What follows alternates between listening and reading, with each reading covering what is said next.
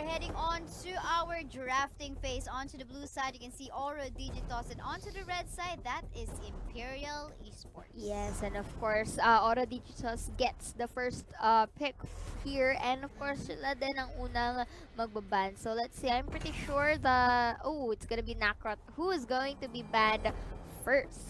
Right, Nakroth ban. This is surprising because we don't usually see a Nakroth getting banned at first. So most likely, baka alam mo, Third or probably fourth ban. in-spectate nila tong mga kalaban nila just to see kung ano. Nag-research? Yes, nag-research at napaka-importanting bagay yan. You have to make sure na prepared ka kung ano yung mga dapat, kung ano, especially if limited yung hero pool ng kalaban mo, napakalaking bagay. Kung kaya mo agad counterin yung mga limited, yung mga gamay lang nila na heroes dito. Okay, so for the second ban for ORO DIGITOS, it's going to be the Diao-chan, and for the side of Imperial, it's gonna be the Lindis. I am surprised that the Hayate is not a priority ban for either sides of the team, but depends kung itong si Imperial ibaban ang ating Hayate. Pwede mangyari yan. Either the Hayate or the Violet. So, most likely, may mau-open dito na dalawang marksman. Ayan, pagpipilian na lang natin Hayate, Fennec, as well as the Violet. Because Lindis is already banned. Isa sa mga priority dito if you're gonna offer a jungle Lindis. True, and of course, the supports are open too and up for grabs. You have the Baldoom, the Teamy, of course. Hindi natin pwede kalimutan yun. With the being the bro to increase the survivability. The battlefield, hindi sila In-open. nag-ban. Mukhang confident sila makaharap ng isang Hayate or ng isang Violet since there are many options, and it looks like ORO DIGITOS chose the Fennec. Well, Fennec ang ipaprioritize nila dito because they know this is a working so well na jungle marksman natin. Yes. And in here, there's an opportunity for Imperial Esports to secure 2 marksman if they want to go for that setup. So, pwedeng Violet jungle and Hayate onto the side. Let's see if that's what they're gonna do. But hindi sa lahat ng oras. Of course, this will guarantee you a win.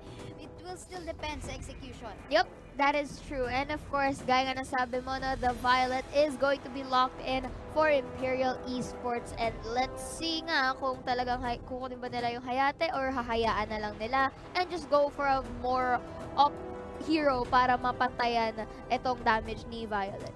Tignan natin dito. They're deciding kasi kailangan confident ka na if in case you're gonna secure this 2 marksman setup, kaya mo siyang i-execute It's not as because you're sacrificing in here something as well. Because having 2 marksman, dalawa yung squishy mo. But in here, Superman will be locked in agad para sa kanilang side lane.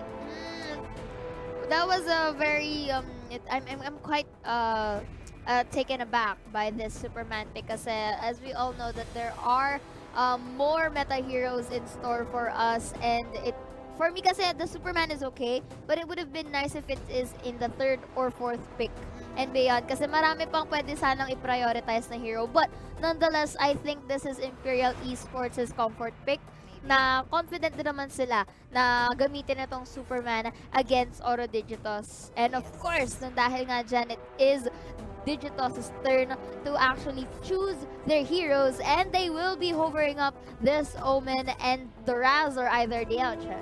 Or you can think about that out. With Superman on the lineup so far of Imperial Esports, this could potentially give a lot of protection also for Violet. So kahit nasa side siya, of course, sa mga clashes, if nandiyan yung Superman para manggulo, ang laki dito ng space for the Violet still to, be able to find a good position. But, ayun, let's go back to what ORO has picked in here, Raz and Omen. Yes. Well, for me, the Raz and the Omen is a very nice pick, especially for a mage. Kasi I think ang line of perspective neto ni ORO DIGITOS is there's the damage, but at the same time, meron din silang more fighting chance when it comes to melee fights. And that is a good choice for ORO DIGITOS. Pero at the same time din naman, para sa side ng Imperial Esports, gaya nga na din sabi mo, maganda yung pagkakagamit din nila ng Superman. Basically because Superman has a very wide range of roaming ability. Kasi napakabilis na movement speed niya, enough to actually respond to any skirmishes or even big team fights. And nang dahil nga na-open yung mga supports natin, Imperial Esports decided on the Baldoom, which is maganda din na isang support since malaki ang roaming ability na to ni Superman. Malaki naman ang crowd control na nabibigay ni Baldum, especially if you're teamed up with one of the most core damagers na archers, which is the Violet. Yes, and titingnan natin yan kung paano rin i-execute dito ni XL ang Baldum, especially kung may ma-pick off na isa dito. Kumbaga, tamang pasok lang, dash in lang nitong si Baldum. Nako, nandun ka na agad sa kahihinatnan mong baka hindi ka na makalabas. Yes, that is correct. And of course, going back to the banning phase, they will be banning out this Diao Chan, which is quite essential kasi yun din ang kailangan ng Imperial Esports. They need another core damager and that would be a mage. Yes, and let's see kung ano yung patatapat nila dito. They are lacking a mid laner yet. Same then. Yes, wala pa silang mid laner and No, also I think on the to Raz is gonna additional- be. It's either the No, Raz. for For Imperial, yes. Kala ko si ano.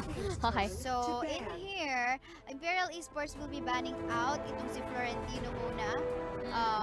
Which Because is a good choice. it's a good choice because of course they're also thinking, okay, we have to ban out another side laner in here because they got a marksman set up in here as the jungler. Kaya there's a high possibility na kumuha pa ng isang side laner dito ang ORO Digitos. Correct ka dyan. And of course, I also like that Florentino pick because basically kapag pinili din yan ng ORO Digitos, they're just like side lanes all over again. And parang nga, sa final ban ng ating ORO Digitos, it's going to be another mage, which is the Liliana. Kumbaga dinedeny din ng Digitos ang mga members sa Imperial Esports to have more versatile kind of mages. And of course, dahil nga dyan, nakita siguro ng Imperial Esports ang magandang pagkakagamit netong Crixie na to ng Bren Esports kanina. So, maybe it's also a good choice para sa kanila, but at the same time, they have to be very careful kasi, like I mentioned a while ago, this kind of mage is one of the most squishiest ones. And I think dito yung mga binande ng ORO Digitos is two mages, the Diao Chan as well as itong si Liliana.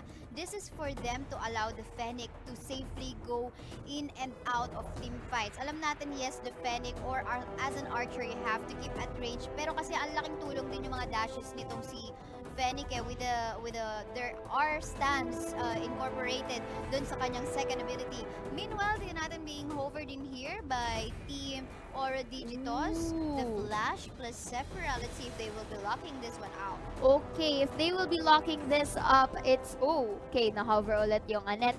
But titignan natin. Looks like, yep, they are gonna lock this in. This is similar to your wallpaper sa phone. Yung skinny Annette. Ayan, makita naman. Yan! Okay, That's si like the Annette cover. kasi, this is a really good counter for support heroes like Baldum. So, if Baldum tries to dash in to find a target, mag-ultimate lang si Annette para To shove it away. Yes, Matutulak palayo. tutulak lang kita dyan. Di ka na di mo makakuha yung target mo.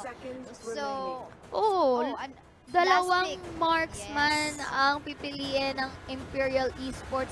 So, it's gonna be the Valheim as their last pick. So, both sides of the team, tingnan natin, kung mapapansin mo, the only one who is tanky here for the side ng Imperial Esports is the Baldum.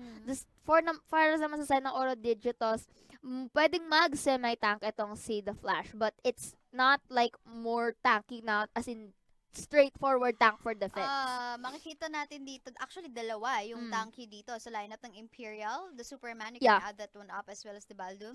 And then dito makikita mo may pagka-poke type din ang ORO Digitos dito. Si Yats, ang trabaho niya dito, that the Flash will probably target down the That marksman, itong Crixie as well as itong si Violet or the Valheim. So yung mga squishy na nasa backline, you can see later on that will be the job or the work of the Flash later on. But at the same time, the Fennec having that very good pushing ability na it's quite advantageous for Imperial Esports to have this Superman kasi gaya nga nasabi natin kanina, malaki ang range ng roaming ability niya. So, if ever nakita niya tong si Fennec na pasimple lang, kaya niyang putahan agad. But with this said, ladies and gentlemen, we are on to our game number 1 of round 3 between ORO Digitos and Imperial Esports. Let's have a recap of the lineup of our players and teams. For Imperial Esports, we have Valheim for TR, Superman for Lynx, Baldum for XL,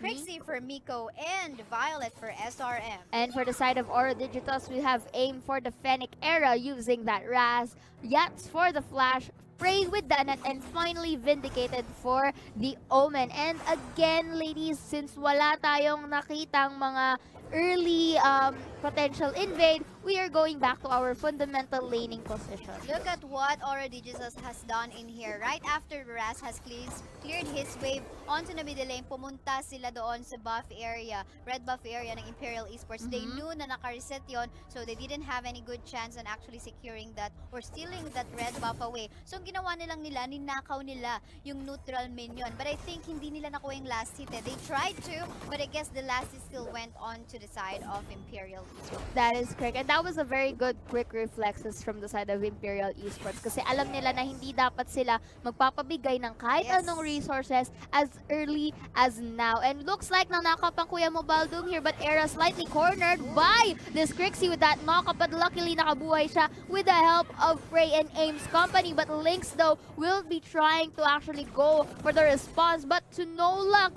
hindi siya napunta. And of course, Yats ka, muntik-munti ka ng ma-pick off kung hindi lang siya nakabalik agad. You can see how the response of the Superman fast is, di ba? Kung kanina nandun lang siya sa top lane, then nagde-defend na siya to protect the Crixie, but Spirit Sentinel, it seems, is gonna be a free one for the side of ORO DIGITOS. So far, so good looking for the side of ORO DIGITOS. But again, I will like to commend the Imperial Esports for actually catching up and not giving too much for the side of ORO DIGITOS. Kasi maganda yung discipline nila because they know when to not really engage too much. But like XL. this though, Men's XL forced to actually dash away to escape and Prey, and Raz is in a good position for this Abyssal Dragon, pero knowing the dangers that lurk around their side, it's better to actually have a better pick-off first bago nila i-target itong objective. They're definitely gonna be just resetting the Abyssal Dragon until their junglers are ready to take that away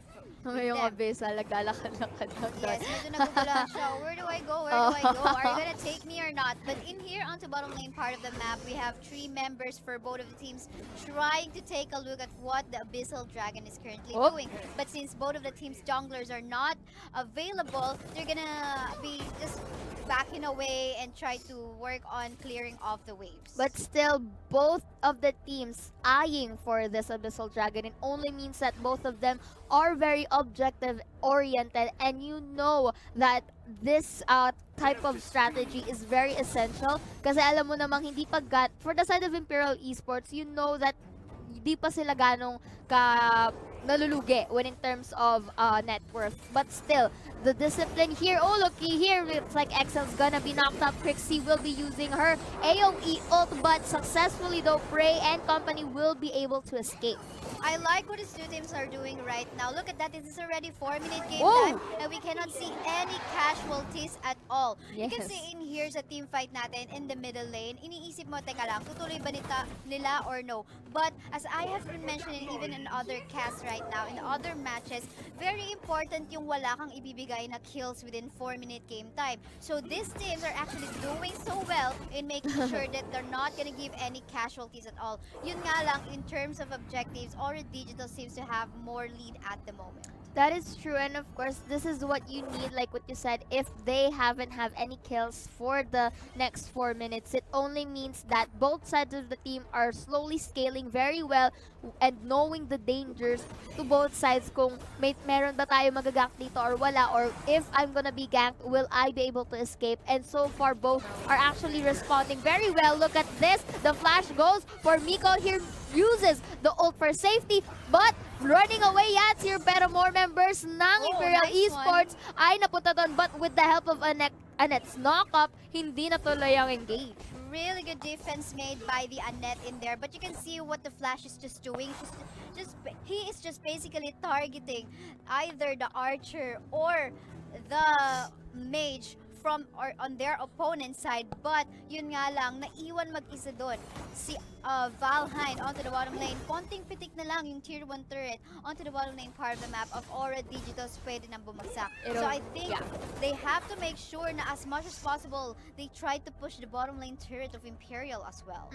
True. They have to also prioritize their turret pushing other than the objectives from the resources ng jungles natin, because this can also be a great plus for Imperial. But here, looky here, na-corner si Kuya Momiko, and Era finally getting that first blood. Baldoom getting one member of Oro, but still not enough for a potential pickoff, and Yats here uses his Cyclone to actually shove the Valheim away.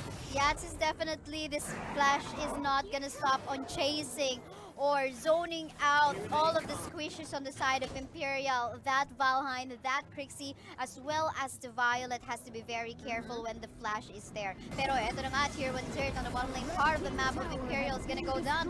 Plus, they got a lead on trying to take this Abyssal Dragon. This is the second one, and it looks like this will be well contested by them.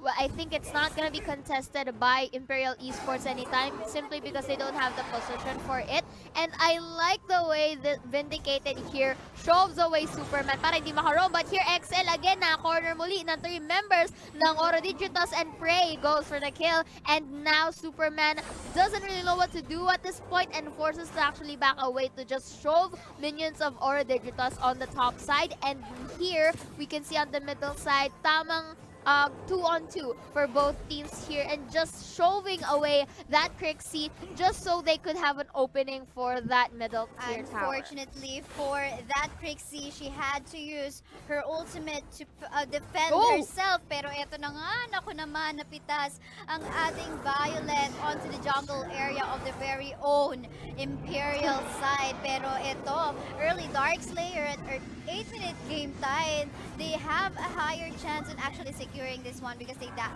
the damage already. Look at the 3k gold lead, which is now a 4k gold lead at this almost 8-minute game time. And here we have the ult by the Crixie to be used. Baldoom catching 2 members of ORO DIGITOS in exchange, but still, Era manages to escape with the flicker. XL will be killed, and looking here, the rally between Lynx and Era, that was just some sidestepping. And ladies and gents, looks like Lynx won't be able to make it, as Era and company will be slaying him off. Really nice footwork by Oro Era onto the fight against that Superman. Labanan ng mga superhero dito. But then again, you can see, no, salamat actually sa tulong ng ibang miyembro ng ORO DIGITOS. If not for that, hindi siguro nag-survive doon. Oh, but another one, Lafenic uses the ult and naipit si ating Valheim and Kuya Mo Baldoom over there, but still manages to escape to safety. But the Nexus, you have to look at it very closely. It's slowly being exposed by ORO DIGITOS. Lynx trying his best to shove away the members of DIGITOS, but unfortunately, it wasn't enough. And the Yats, though, will be cornered. Will he die? Yes, he will in the hands of Superman, but Prey will be targeting Miko first so that there are no curve damages for the Imperial Esports. And ladies and gents, looks like ORO DIGITOS will be finishing game number 1, and it really is a snowball fight. Well, that was a 2 major setup versus a 2 marksman setup setup on this first game match between ORO DIGITOS and Imperial Esports. Such an amazing fight. Yes, I mean,